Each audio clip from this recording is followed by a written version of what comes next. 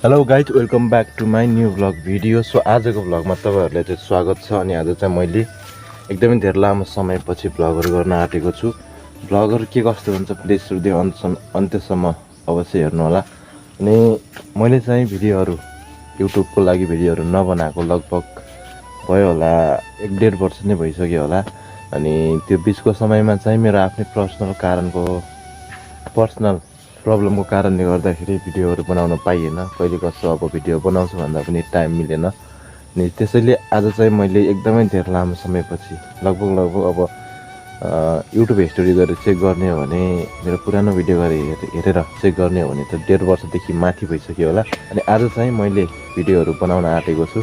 भिडियोहरू चाहिँ युट्युबमा अपलोड नगरेको कारणले गर्दाखेरि के भइरहेको होला भनेपछि मेरो यस युट्युब च्यानल चाहिँ फ्रिज हुन सकेको सम्भावना पनि एकदम बढी छ। किनकि अब भिडियोहरू नबनाएको एकदम धेरै लामो टाइम भइसक्यो, एकदमै धेरै लामो समय भइसक्यो। त्यसैले गर्दाखेरि मेरो यस च्यानल चाहिँ फ्रिज हुन सकेको सम्भावना पनि एकदम बढी छ। त्यसैले यस भिडियो चाहिँ मैले आज लगभग 1.5 वर्षपछि बनाएको छु। अनि आज चाहिँ के छ भन्दाखेरि घरमा चाहिँ बाबा र म मात्रै छौँ। त्यसैले अब मैले चाहिँ जति पनि घरको कामहरू छ, खाना बनाउनुदेखि लिएर हरेक कामहरू चाहिँ मैले गर्नुपर्ने हुन्छ। किनकि अब घरमा मम्मी हुनुहुन्न, अनि मम्मी चाहिँ माथि गाउँ जानुभएको छ। मम्मी चाहिँ आज आउने कुरा हो है, अनि बेलुकासम्म चाहिँ आइपुग्नुहुन्छ होला। त्यसैले मैले चाहिँ आज खाना बनाउनु पर्ने छ। अनि यो पछाडिको सिनहरू चाहिँ हाम्रो खेतहरू है, तलसम्म चाहिँ हाम्रो खेतहरू छ, देख्न सक्नुहुन्छ। धानहरू छ, धानहरू पनि भएर होला, एकदमै हरियाली पनि एकदम बढी छ होइन त। अब चाहिँ मैले खाना बनाउनु पर्ने छ। खानामा के छ भन्दाखेरि दाल भात तरकारी त्यही त हो नि जहाँ पनि। अब 8 पनि बज्न लागिसक्यो होला। अब चाहिँ मैले खाना बनाउनु पर्ने हुन्छ र खाना बनाइसकेपछि मिलाउला। अहिले चाहिँ 12 बजिसकेको रहेछ। अनि बिहान चाहिँ मैले लगभग 8:30 बजीतिरबाट खाना बनाएँ। अनि खाना सकेर चाहिँ म त्यत्तिकै बसिरहेको थिएँ। अनि 11:30 बजीतिर हामीले खाना खायौँ। अनि खाना खाइसकेपछि भाँडाहरू धोएर म त्यत्तिकै बसिरहेको थिएँ कि अनि यसो टाइम चेक गरेको त अहिले 12 बजिसकेको रहेछ। अनि अब चाहिँ मैले टाउको नुहाउनु पर्ने हुन्छ। अनि टाउको नुहाइसकेपछि म चाहिँ जान्छु होला उतैपाटिको जङ्गल जतिको एक ठाउँतिर, किनकि त्यहाँ चाहिँ हल्का सानो खोला जस्तो छ। अनि म चाहिँ त्यहाँ जान्छु। गर्मी भयो भने प्रायः त्यहाँ जान्छु। त्यहाँ चाहिँ बढी गर्मी भयो भने प्रायः म चाहिँ त्यहाँ जाने गर्छु। अनि कहिले म चाहिँ यतापट्टिको डाँडामा गएर बस्छु भने कहिले चाहिँ त्यो जङ्गल जस्तो ठाउँमा गएर बस्छु। किनकि त्यहाँ अलिकति शीतलै हुन्छ कि पुरा। त्यहाँ अलिकति के हुन्छ भनेपछि हावा अलिकति चल्छ। अनि त्यो भएको कारणले गर्दाखेरि अलिकति शीतल हुन्छ। यहाँको मामिलामा चाहिँ त्यहाँ अलिकति शीतल हुन्छ। त्यसैले म बढी गर्मी भयो भने टाउकोहरू नुहाएर शरीरहरू नुहाएर जहिले पनि त्यहाँ चाहिँ जान्छु। किनकि आज बहुत गर्मी छ। हिजोको मामिलामा आज चाहिँ बहुत गर्मी छ। हिजो चाहिँ घाम लागेको थियो कि, तर हिजोको भन्दा आज चाहिँ अलिकति घाम मधुरो लागे तापनि हिजोको भन्दा आज अलिकति गर्मी छ।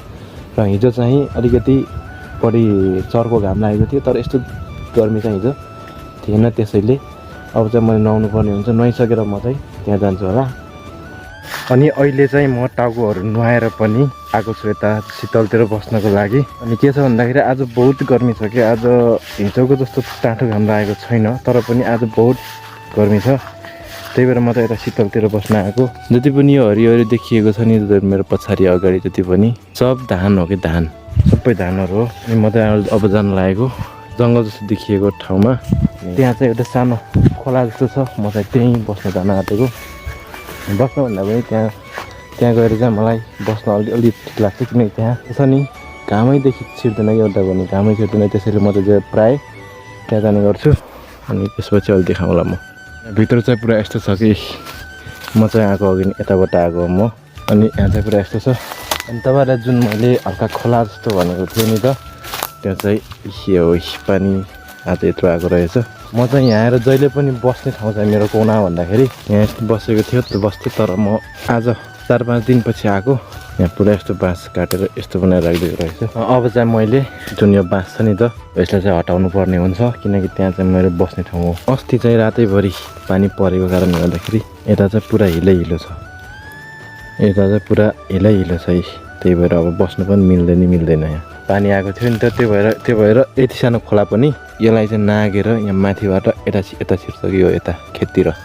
त्यही भएर अब चाहिँ मैले यसलाई चाहिँ मैले यहाँ हटाउनु पर्ने हुन्छ। अब यो चाहिँ मैले बनाएको यो अब केही काम हुन्न, यहाँ आयो यत्तिकै बस्यो मजाले गाड्यो अनि यत्तिकै बस्यो। त्यही भएर म चाहिँ यहाँ प्रायः आउने गर्छु। हुन्छ नि त यहाँ सितिमिति घाम पनि नछिर्ने, त्यही भएर यहाँ चाहिँ म प्रायः आउने गर्छु। अनि अहिले चाहिँ म यहाँ आएर बसेको पनि 2 घन्टा भइसकेछ। अनि त्यस 2 घन्टाको समयमा चाहिँ मैले मेरो बिहानदेखिको अहिलेसम्मको भिडियोलाई एडिट गर्दा गर्दा समय बितेको थाहै भएन। अनि आज चाहिँ के भएको छ भन्दाखेरि एकदमै धेरै लामो समयपछि मैले भ्लगहरू गर्दैछु नि त, त्यही भएर मोबाइलको क्यामेरा खोल्ने बित्तिकै के बोल्ने जस्तो भएको छ। यसैले आजको भिडियो चाहिँ धेरै लामो बनाउँदिनँ म। आजको भिडियो चाहिँ तपाईँहरूलाई कस्तो लाग्यो प्लिज कमेन्ट गर्नु होला र साथै च्यानलमा नयाँ हुनुहुन्छ भने सब्सक्राइब गर्नु होला भन्दै आजको भिडियोबाट चाहिँ छुट्टिन्छौँ।